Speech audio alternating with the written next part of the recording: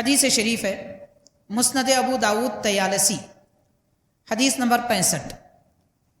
نبی پاک صلی اللہ علیہ وسلم نے ارشاد فرمایا من زار قبری او قال من زارنی، سرکار نے فرمایا جس نے میرے روضے کی زیارت کی یا جس نے میری زیارت کی کنت لہو شفیعا او شہیدا، حضور فرماتے ہیں کہ میں میرے روضے کی زیارت کرنے والے کے لیے، ایک فرمایا کہ میں اس کے ایمان کی گواہی دوں گا اور دوسرا فرمایا کہ میں اس کی شفاعت کروں گا۔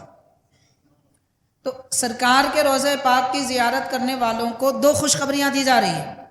ایک خوشخبری یہ کہ میدان محشر میں، قبر میں، حشر میں ہم کو یہ بتانے کی ضرورت نہیں ہے کہ میں مومن ہوں، جو حضور کی زیارت کر لے گا سرکار خود فرمائیں گے یہ مومن ہے۔ میدان حشر میں بھی، قبر میں بھی حضور فرمائیں گے کہ یہ مومن ہے، اور نہ صرف یہ بلکہ سرکار اس کے حق میں شفاعت بھی فرمائیں گے۔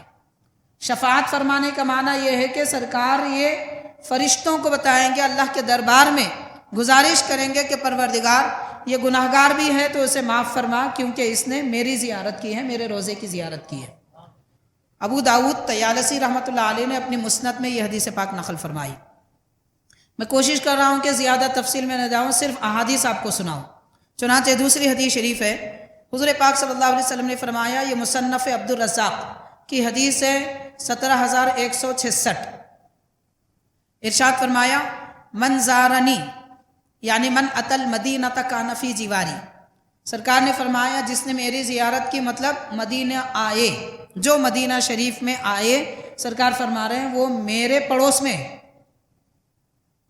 میرے پڑوس میں ہے۔ مطلب دنیا میں ہر آدمی یہ چاہتا ہے کہ میرا پڑوسی اچھا ہو یا میں اچھے پڑوسی کے بازو، اچھے پڑوس میں رہوں، ہر آدمی یہی چاہتا ہے، کیونکہ پڑوسی اچھے رہیں گے تو مصیبت نہیں آئے گی، پریشانی نہیں ہوگی، گھر کے اندر پریشانی نہیں ہوگی، گھر کے باہر پریشانیاں نہیں ہوں گی۔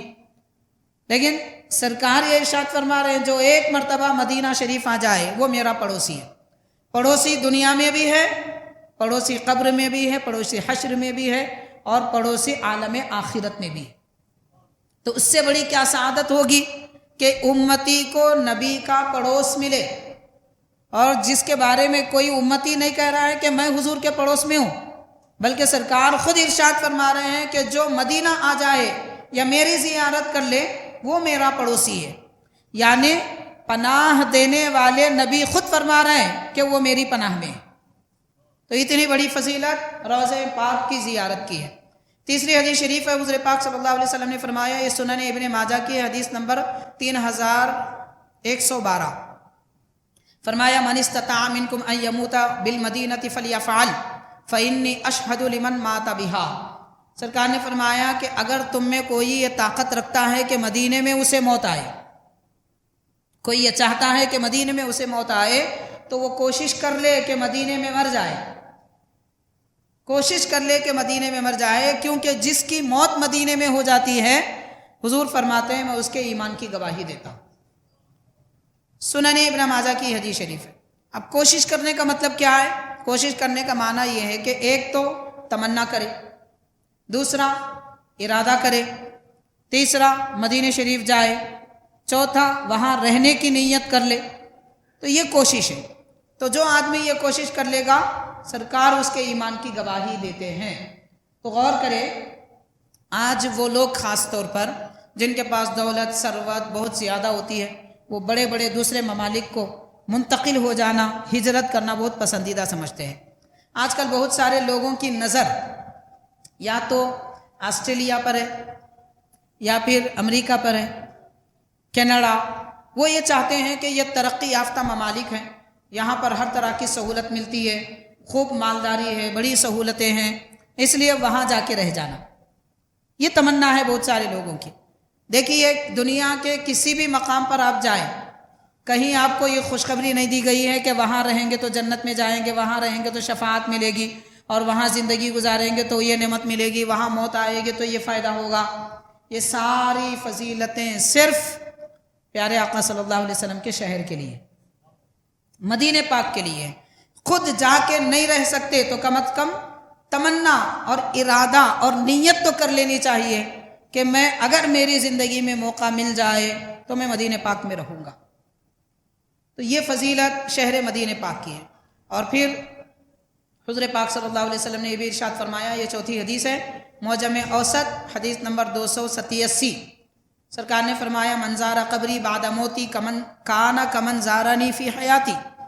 سرکار نے فرمایا، اب یہ ساری حدیثیں جو اوپر 3 بیان کی وہ سننے کے بعد لوگ یہ کہہ سکتے ہیں کہ وہی یہ سرکار کے روضے پاک کی بات یا مدینہ پاک میں جانے یا حضور کے روضے مزار کی زیارت کرنے کے بارے میں نہیں ہے۔ حضور فرما رہے میری زیارت کر لیں، اور وہ سرکار کی حیات طیبہ میں زندگی میں ہوتا ہے۔ یہاں روزے کا ذکر مول صاحب کہاں سے لا رہے ہیں؟ یہ سوال پیدا ہو سکتا ہے۔ تو یہ اور آگے بہت ساری حدیثیں اس میں واضح کھلے طور پر ہیں، جیسا کہ یہ چوتھی حدیث جو آپ سماعت کر رہے ہیں، اس میں معجم اوسط طبرانی کی حدیث ہے، حضور نے فرمایا جس نے میرے مزار کی زیارت کی۔ قبر کا لفظ آ رہا ہے، قبر کہتے ہیں اصل میں دنیا سے جانے کے بعد کا ٹھکانہ، اس کو قبر کہتے ہیں۔ ہم اردو زبان میں عام لوگوں کے لیے قبر کا لفظ استعمال کرتے ہیں، صالحین، انبیاء، اولیاء کے لیے مزار، روضہ، دربار، ایسے الفاظ استعمال کرتے ہیں۔ تو بہرحال حبیب پاک صلی اللہ علیہ وسلم نے فرمایا جس نے میرے روضے کی زیارت کی میرے دنیا سے جانے کے بعد، میرے وصال کے بعد، حضور فرما رہے میرے وصال کے بعد جس نے میرے روضے کی زیارت کی وہ ایسا ہی ہے جیسا کہ اس نے میری زندگی میں میری زیارت کی۔ مطلب یہ کہ اس کو وہ ثواب، وہ فیض، وہ برکت ملے گا جو سرکار کی حیات طیبہ میں، حیات میں صحابہ کرام حضور کو دیکھ کر جو فیض پاتے تھے، روضہ پاک کی زیارت کر کے بھی 1400 سال کے بعد بھی لوگوں کو وہ فضیلت، وہ برکت ملنے والی ہے۔ تو غور کیجئے کتنی بڑی شان اور کیسی نعمت اللہ تعالیٰ نے ہم کو عطا فرمائی، حبیب پاک صلی اللہ علیہ وسلم نے خوشخبری عطا فرمائی۔ یہاں دراصل بتایا یہ جا رہا ہے کہ اے لوگو جو میرے روضے کی زیارت کر رہے ہیں، یہ مت سمجھو کہ تم جعلی کی زیارت کر رہے ہیں، روضے پاک کی زیارت کر رہے ہیں۔ حقیقت یہ ہے کہ تم میری ہی زیارت کر رہے ہیں۔ حاضرین، مان لیجئے کہ اگر کسی کو نبی پاک صلی اللہ علیہ وسلم واضح طور پر نظر نہ آئے، لیکن کیا یہ کم فضیلت ہے کہ سرکار اپنی چشم اقدس سے، اپنی مبارک آنکھوں سے ہم کو دیکھ رہے ہیں جو وہاں موجود ہیں؟ روضے پاک میں حاضری دینے والوں کو تو حضور دیکھ رہے ہیں، یہ اس سے بڑی فضیلت ہے۔ ہمارا حضور کو دیکھنا کمال نہیں ہے، سرکار کا ہم کو دیکھنا یہ بڑے کمال کی بات ہے۔ تو اتنا بڑا کمال، اتنی بڑی فضیلت روضہ پاک میں حاضری دینے والوں کو دی جا رہی ہے۔ سرکار نے فرمایا گویا اس نے میری زیارت کی میری زندگی میں۔